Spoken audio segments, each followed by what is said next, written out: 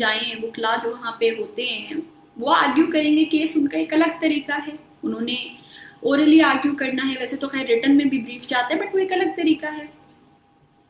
जब आप स्पीच करते हुए, I am sure many of you would be debtors, अपने स्कूल लेवल में कॉलेज लेवल में डिबेटर्स रहे होंगे, वहां पे जब आप आर्ग्यू करते हैं एक अलग तरीका होता है।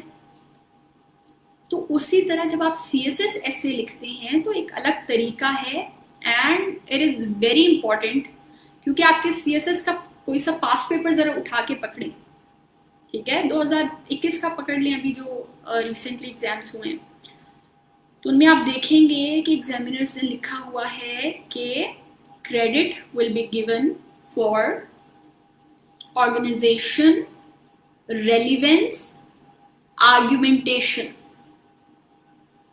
ठीक है, तो हमने आर्ग्यूमेंटेशन को डिटेल में डिस्कस करना है कि जी ये किस अंदाज में करते हैं, एक तरीका है उसका। फिर हमने वो जो एक है ना ऑर्गेनाइजेशन, उस पर बात करनी है, ये भी आपके एग्जामिनर्स के एक कंसर्न रहता है। अगेन आप पढ़िए एग्जामिनर रिपोर्ट्स, वो कहते हैं कि जो बच्चों के ऐसे इतने डिसोरिएंटेड होते हैं कि शुरू हुए, फिर दरमियान में कोई और ही बातें, फिर एंडिंग कहीं और, ना कोई कोहेरेंस है उनके अंदर, ना कोई एक अच्छे तरीके से ट्रांजिशनिंग आई हुई है, जो कि CSS ऐसे छोड़े, इवन कोई भी आप ऐसे लिख रहे हो तो transitioning and coherence is very important. और आपको तो एग्जाम के इंस्ट्रक्शन में भी उन्होंने कहा है कि जी ऑर्गेनाइजेशन के हम मार्क्स देंगे, क्रेडिट देंगे। तो हम 1-2 सेशंस में ये भी पढ़ेंगे फिर कि ये आपने किस अंदाज में ट्रांजिशनिंग करनी है, आपके सेक्शन ओपनर्स कहाँ पे आएंगे, आपके जो है एब्स्ट्रैक्ट पैराग्राफ कहाँ पे आएगा, अगर आप ओपिनियन वाला पैराग्राफ लिखेंगे तो किस अंदाज में ट्रांजिशनिंग होगी, इवन बिटवीन आर्ग्यूमेंट्स किस अंदाज में ट्रांजिशनिंग होगी, वो सब हम डिस्कस करेंगे फिर। एंड देन हम कंक्लूजन पे आएंगे, बिकॉज अगेन कंक्लूजन लिखने का भी एक तरीका है। कंक्लूजन में ये बात भी याद रखें, टिप है आप सब बच्चों के लिए, कि कभी भी you never paraphrase your outline in your conclusion paragraph, no never, ये नहीं करना आपने। अगर अब तक आप करते रहे हैं तो इसको छोड़ें, सब मेथड को, ठीक है। जो आपकी कंक्लूजन होती है it has a standing of its own.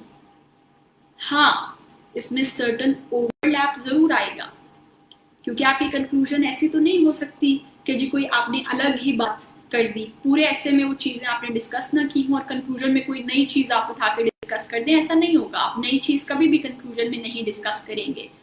Conclusion क्या होती है? कंक्लूजन होती है जी पूरा ऐसे जो अब आपने डिस्कस कर लिया, सारे आर्गुमेंट्स दे दिए, अब उसको कंक्लूड कर दें।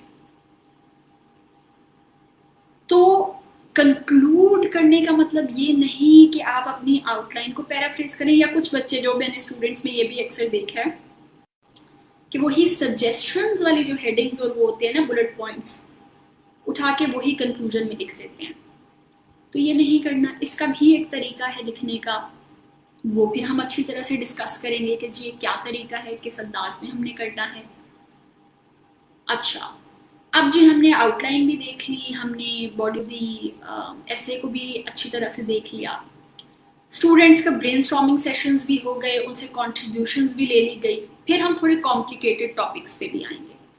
फिर हमारे एक आधा सेशन होगा डेटा गैदरिंग स्किल्स पे, ठीक है। क्योंकि बच्चों ये भी आप याद रखें, अगर मेरे 80 नंबर आए हैं तो वो इसलिए नहीं आए कि जी मैं कोई बहुत अमेजिंग राइटर थी और मैं गई हूँ एग्जामिनेशन हॉल में और मैंने जाके वहाँ इतना अमेजिंग ऐसे लिखा है कि एग्जामिनर्स वर सो इम्प्रेस्ड कि उन्होंने मुझे 80 मार्क्स दे दिए।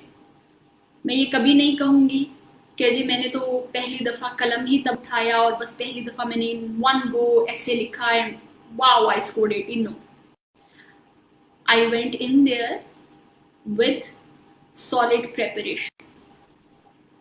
CSS ऐसे और बाकी भी subjects, the most competitive exam of the country आप देने जा रहे हैं, तो आप प्रेप तो करके जाएंगे। और फिर अगर आप CSS एसए का पेपर देने जा रहे हैं कि जिसमें 95-97% कैंडिडेट्स फेल कर जाएं, तो उसमें तो आपकी प्रेप एक्स्ट्रा होनी चाहिए। जबकि होता क्या है कि स्टूडेंट्स इसी कोर्स को लाइट ले लेते हैं, इसी कोर्स को वो कहते हैं अच्छा एसए, यार एसए में तो प्रेप चाहिए ही नहीं होती। और ये मैंने सुना है, ये when I was preparing for my exams, तो मुझे याद है कि मैं लम्स लाइब्रेरी में क्योंकि प्रेप किया करती थी, तो वहाँ आसपास मैंने सुना, उन्होंने कहा नहीं CSS एसए में तो यार पहली दफ़ा आप टॉपिक देख रहे हैं, अनसीन टॉपिक्स आते हैं, इसकी तो प्रेप ही नहीं हो सकती, इसको छोड़ दो। हाँ, प्रेसी वाले में थोड़ी सी प्रैक्टिस कर लेते हैं और बाकी सब्जेक्ट्स पे फोकस किया जाए। ये रॉन्ग अप्रोच है। अगर आपको भी आपके फ्रेंड्स ये कहते हैं तो प्लीज़ आप उनकी बात ना सुने, ठीक है? एसए को उसका ड्यू टाइम दें। 100 मार्क्स का ये सब्जेक्ट है और यही वो सब्जेक्ट है जो टारगेट सबसे ज़्यादा होता है। तो सिर्फ टेक्निक्स सीख लेना या फॉर्मेट मेरे से सीख लेना काफ़ी नहीं। आपने वहाँ पे जब जाना है तो you have to substantiate your arguments with solid data. आपने क्रिटिकल थिंकिंग स्किल्स तो दिखाई, आपने राइटिंग का एक जो एक्सप्रेशन है वो भी आपने दिखाया, लेकिन एट द सेम टाइम आपने वहाँ पे नॉलेज भी दिखाना है कि हाँ जी मेरे पास इस टॉपिक पे नॉलेज है, जो भी बातें या जो भी आर्ग्यूमेंट्स मैं कर रहा हूँ या कर रही हूँ वो कोई इन थिन एयर नहीं है। देखिए, I have solid data to make my case. अब वो सॉलिड डेटा आपके पास कहाँ से आएगा और कैसे आएगा? वैसा तो है नहीं कि जी आप उसी टाइम फोन से गूगल ओपन किया या लैपटॉप से किया और जी आपने फॉरन से केस स्टडीज और जी स्टार्स फिगर्स सब कुछ लिख दिया वहाँ पे। नहीं, आप हमेशा प्रेप करके जाएंगे। मैं भी गई थी, आई प्रिपेयर्ड 6 थीम्स इन टोटल, 6 या 7 थे, और फिर 4 थीम्स ऐसे थे कि जिन पे वहाँ टॉपिक्स आए हुए थे। तो मैं फिर वहाँ बैठ के ये सोच रही थी कि अच्छा जी अब मैं इन 4 टॉपिक्स में से किसी एक पे अटेम्प्ट करूँ, ठीक है? तो बच्चों, आपने हमेशा प्रेप करके जानी है, आपने डेटा गैदर करना है और फिर आपने डेटा याद करना है। मैं नहीं कहूँगी कि जिसमें आपने कोई मेमोराइजेशन नहीं करनी होती, आपने करनी है। कोटेशंस वगैरह आपने याद करनी है। मेरे भी माइंड में थी, उन जो 6-7 थीम्स मैंने प्रिपेयर किए थे उस पर ये सारी चीज़ें मेरे माइंड में थी। तो हम एक आधा सेशन इस पे भी रखेंगे कि जी आपने डेटा कैसे कलेक्ट करना है और ये क्यों ज़रूरी है, ये भी मैं चले आपको बता दूँ। मैं ये बिल्कुल भी नहीं करूँगी। मुझसे अक्सर बच्चे ये पूछते हैं कि मैम आप हमें कोई रिसोर्सेज प्रोवाइड करेंगी, आप हमें कोई बुक्स दे दें, कोई डेटा दे दें। तो मैं उन्हें कहती हूँ कि नहीं बच्चों, मैं आपको कोई बुक्स नहीं प्रोवाइड करने वाली, मैं आपको कोई डेटा नहीं दूंगी। क्यों नहीं दूंगी, वजह ये भी आप सुनिए। क्योंकि देखिए, जब आपने CSS एसए देना है तो उसमें ठीक है एक आधी बुक आप ज़रूर पढ़ लें किसी भी टॉपिक से रिलेटेड, लेकिन बुक्स जनरली आउटडेटेड होती हैं, ठीक है? बुक्स या आपके जो रिसर्च आर्टिकल्स होते हैं उनको प्रिंट होने में भी सालों लगते हैं। पहले वो अप्रूवल हुआ, फिर एडिटर्स ने अप्रूव किया, फिर कहीं प्रिंटिंग हुई, फिर कहीं वो मार्केट में आता है। तो याद रखें ये बात कि किताबों में जो आप चीज़ें स्टार्ट्स फिगर्स और किताबों से आप जो उठाएंगे, अगर किताब 2020 में आई है या 21 में आई है तो उसमें मौजूद डेटा पुराना होगा, 18 का में भी 17 का। जबकि कुछ टॉपिक्स आपके होते ही ऐसे हैं कि जो लेटेस्ट डेटा डिमांड करते हैं। CSS ऐसे में तो वैसे ही लेटेस्ट डेटा आपने यूज करना है। और कुछ टॉपिक्स तो इवन ऐसे होंगे कि जिनमें आपने जो डेटा अभी सितंबर चल रहा है, जो आप सितंबर में गैदर करेंगे, you will have to update your data bank in December. मेरे स्टूडेंट्स इवन जब लास्ट ईयर भी जून जुलाई वाले बैच को भी मैंने अच्छी तरह समझाया, फिर उसके बाद वाले बैचेस को भी मैं ये समझाया कि बच्चों आप डेटा कलेक्ट ज़रूर करें, लेकिन इसको दिसंबर में जैन में आपने अपडेट करना है। और मैंने उन्हें उस टाइम भी ये कहा था कि स्पेशली जो जैसे कोविड का थीम है, ये मैंने उन्हें ऑब्वियसली, क्योंकि मैं स्टूडेंट्स को एक्सपेक्टेड थीम्स भी बताती हूँ, तो मैंने उन्हें कहा था कि कोविड का थीम तो आ रहा है, एंड कोविड पे जो आप अभी स्टार्ट्स कलेक्ट करेंगे ये सारे चेंज हो चुके होंगे बाय दिसंबर। और मैंने ये भी कहा था कि मोस्ट प्रॉब्ली शायद दिसंबर तक तो कोई वैक्सीन भी आ जाए। और हुआ यही कि दिसंबर में फिर मोडर्ना जो है वो यूएस ने अप्रूव कर दी, आई थिंक फाइजर भी अराउंड द सेम टाइम हुई थी। तो मकसद आपको बताने का ये है कि आपके बहुत सारे टॉपिक्स ऐसे होंगे जिनमें स्टैट्स नए आते जाएंगे, फिगर्स नई आती जाएंगी। तो आपने यूज करना है इंटरनेट डेटा कलेक्ट करने के लिए, और फिर उस डेटा को आप रिवाइज भी करेंगे इन दिसंबर या जैन। तो मैं आपको कहने को तो जी किताबों के नाम बता दूं, ये भी पढ़ लें, ये भी पढ़ लें, ये भी पढ़ लें, पर उसका फायदा नहीं। मैं लगूंगी तो बहुत ही शायद कोई नॉलेजेबल और बहुत ही ऑसम के वाओ मैम ने तो इतनी सारी बुक्स जो है हमें रेफर कर दी और मे बी मैम ने खुद भी इतनी सारी बुक्स पढ़ी हो। नहीं, हाँ बाकी सब्जेक्ट्स के लिए ज़रूर पढ़ें, पर ऐसे के लिए आपको उस तरह से बुक्स नहीं पढ़नी।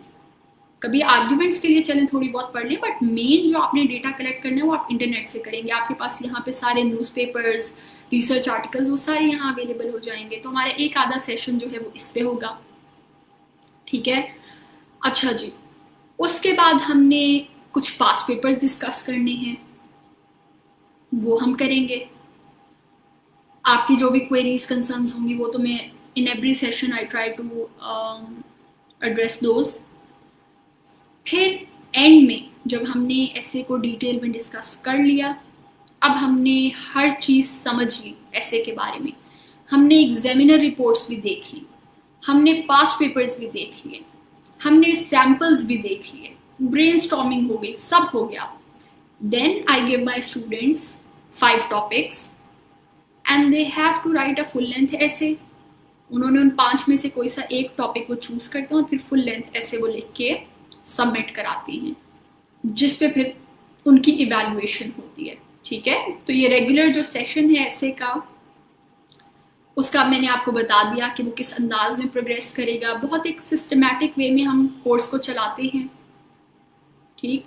तो ये हमारा जो बैच 5 फॉर CSS 2022 है, ये भी रेगुलर सेशन है। तो इसका पूरा फॉर्मेट अब मैंने आपको बता दिया बच्चों। सेशंस जो हैं वो भी मैंने आपको बता दिया कि वैसे तो ये 1.5 मंथ का कोर्स है, लेकिन माइंड में रखें कि अगर मुझे ये लगा कि स्टूडेंट्स अभी भी अनक्लियर हैं on certain things, they need more time, then I will hold some additional sessions as well. तो आप माइंड में रखें, बिकॉज आई अंडरस्टैंड अक्सर बच्चों को ये थोड़ा सा कमिटमेंट का होता है। उन्होंने 11 और सब्जेक्ट्स भी प्रिपेयर करने हैं, तो वो उनको होता है कि जी हमें पहले से पता हो कि ये कोर्स कितना टाइम हमारा डिमांड करेगा। तो वो बच्चे अपने प्लीज़ माइंड में ये रखें कि ऐसा मुमकिन है कि हम 1-2 हफ्ता एक्स्ट्रा भी ले जाएं कोर्स को। तो वो मैं चीज़ें, because I think it's better to tell these things at the outset, ताकि बाद में फिर परेशानी ना हो बच्चों को। तो ये तो जी कोर्स रिलेटेड अब हमने आपको बता दिया। अब थोड़ा सा हम जो है मेरे ख्याल में कमेंट्स पे भी एक नज़र डाल लेते हैं। कोई अगर क्वेरीज हैं, कोई अगर ऐसी बातें हैं कि जो मैं एड्रेस कर सकूं, तो डेफिनेटली व्हाई नॉट, हम उसका जवाब देंगे।